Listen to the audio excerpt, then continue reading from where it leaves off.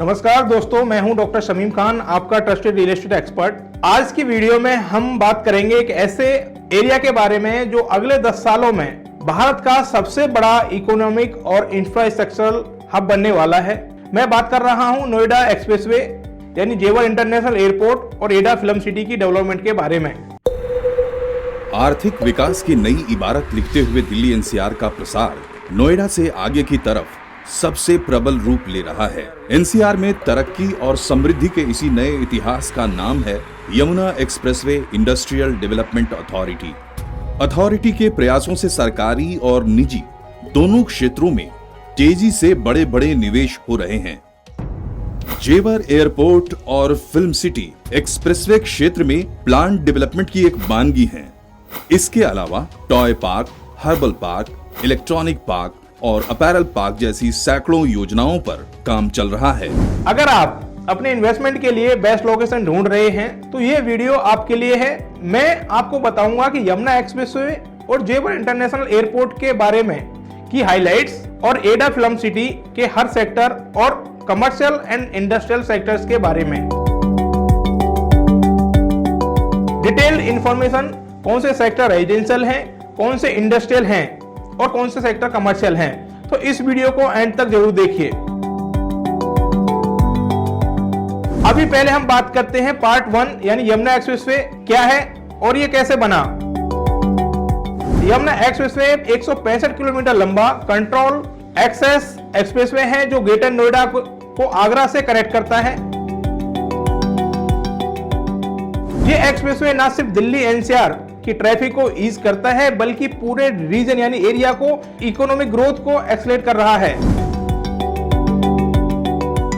की highlights of expressway, strategic location यानी connect करता है Noida, greater Noida, Mathura, Agra, Faridabad, Bulandshahr, link directly Delhi Mumbai expressway को, एफएनजी एक्सप्रेसवे को और केएमपी यानी ईस्टर्न पेरिफेरल एक्सप्रेसवे से। Enhance connectivity facilitates movements of goods and people, reducing travel time significantly.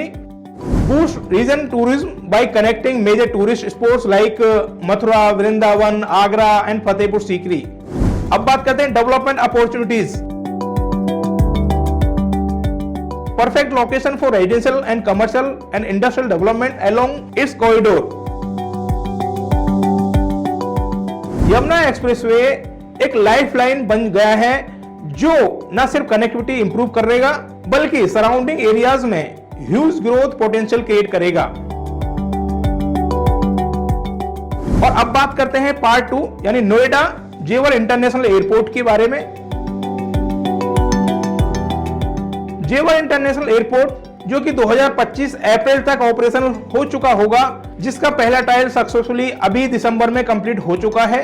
ये एयरपोर्ट सिर्फ एक एविएशन प्रोजेक्ट ही नहीं है बल्कि मेजर इकोनॉमिक बूस्टर है जो नॉर्थ इंडिया का लिए बहुत बड़ा फ्यूचर गेटवे बन रहा है।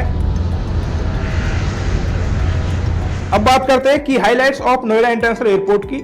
सबसे पहले ह्यूज इन्वेस्टमेंट। अगर मैं बता दूं आपको कि 30,000 करोड़ इन्वेस्टमेंट फेज 1 में हो रहा है नोएडा इंटरनेशनल एयरपोर्ट की जो डेवलपमेंट हो रही है उसके साथ। मैसिव कैपेसिटी है इसकी, 12 मिलियन पैसेंजर एनुअली फेज 1 से अप डाउन करेंगे 2025 में, scaling up to 70 million by 2040।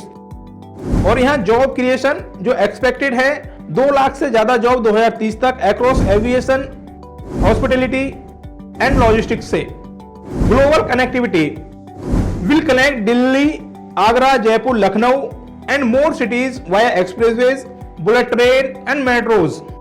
Economic catalyst boost to logistics, e commerce, tourism and retail industries. ये एयरपोर्ट सिर्फ पैसेंजर फ्लाइट के लिए नहीं बना बल्कि कार्गो हब्स के लिए रूप में भी ये ग्लोबल ट्रेड को फैसिलिटेट करेगा। ये प्रोजेक्ट एडा का डेवलपमेंट स्ट्रेटेजी को नेक्स्ट लेवल तक लेके जा रहा है। अब बात करते हैं एडा Yamuna expressway industrial development authority के बारे में। एडा को स्ट्रेटेजिकली डिजाइन किया गया है with A mix of residential, industrial, commercial और रिक्रिएशनल जोन्स में। हर सेक्टर का अपना स्पेसिफिक फोकस है जो इस एरिया को यूनिक बनाता है। पहले बात करते हैं रेजिडेंशियल सेक्टर्स के बारे में। सेक्टर 17, 18 और सेक्टर 20 रेजिडेंशियल है। सेक्टर 17 में प्रीमियम रेजिडेंशियल प्लॉट्स और विलाज हैं जो 120 से लेकर 500 स्क्वायर मीटर तक के हैं। सेक्टर 18 अफोर्डेबल हाउसिंग और मिड सेगमेंट अपार्टमेंट्स इसमें डेवलप किए जा रहे हैं। सेक्टर 20 लार्जेस्ट रेजिडेंशियल सेक्टर है जिसमें 21,000 से ज्यादा इको फ्रेंडली प्लॉट्स डेवलप हो रहे हैं। अगर आप अफोर्डेबल और हाई ROI के लिए इन्वेस्टमेंट प्लान कर रहे हैं तो सेक्टर 20 एक परफेक्ट ऑप्शन है। कमर्शियल हब सेक्टर 22 और सेक्टर 22C में लेकर आ रहे हैं। Sector 22A IT parks and office space with top companies like TCS, Infosys. Sector 22C में retail, high street markets and hospitality के लिए रह रहा है। एडा का कमर्शियल सेक्टर मेजर कॉर्पोरेट्स और अपना ऑफिस सेट कर सकते हैं। यहाँ पर ये सेक्टर्स बिजनेस ग्रोथ को एक्सेलरेट करेंगे। Industrial zone sector 29, sector 32, sector 33 यहाँ पर इंडस्ट्रियल सेक्टर डेवलप हो रहे हैं। Sector 29 medical device park, companies like Johnson and Johnson investing. Sector 32 में फूड प्रोसेसिंग पार्क, पतंजलि 6000 से ज्यादा करोड़ का यहाँ पे मेगा प्रोजेक्ट लेके आ रहा है। सेक्टर 33 में इलेक्ट्रॉनिक्स मैन्युफैक्चरिंग हब बन रहा है। Samsung and Haier expanding operations. Industrial sectors में हम मैन्युफैक्चरिंग, हेल्थ केयर और इलेक्ट्रॉनिक्स के मेजर हब्स को देख रहे हैं। ये जॉब्स और इकोनॉमिक दोनों को एक्टिविटी को बूस्ट करेंगे। अब बात करते हैं रिक्रिएशनल जोन्स के बारे में। Sector 21 and sector 25। Sector 21 film city inspired by Hollywood 1000 एकड़ एंटरटेनमेंट हब बन रहा है यहाँ पर, जिसे बना रहा है भूटानी ग्रुप जो नोएडा का सबसे मशहूर बिल्डर है। और सेक्टर 25 में already sports city, international level के sports complexes, cricket stadium already बने भी हैं और भी कई सारे यहाँ पे डेवलप किए जा रहे हैं। फिल्म सिटी और स्पोर्ट्स सिटी जैसे प्रोजेक्ट से यहाँ एक वाइब्रेंट कल्चर और स्पोर्ट्स इकोसिस्टम बनेगा। अब बात करते हैं रीजनल इंपैक्ट के बारे में।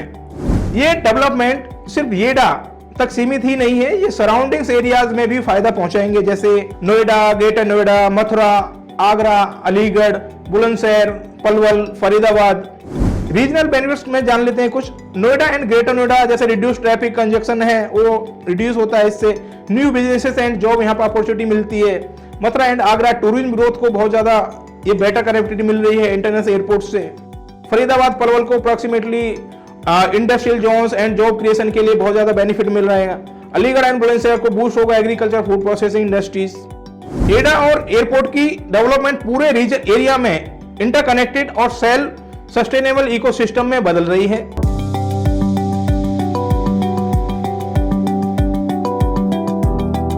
अब बात करते हैं व्हाई इन्वेस्ट इन एडा यानी यमुना एक्सप्रेसवे।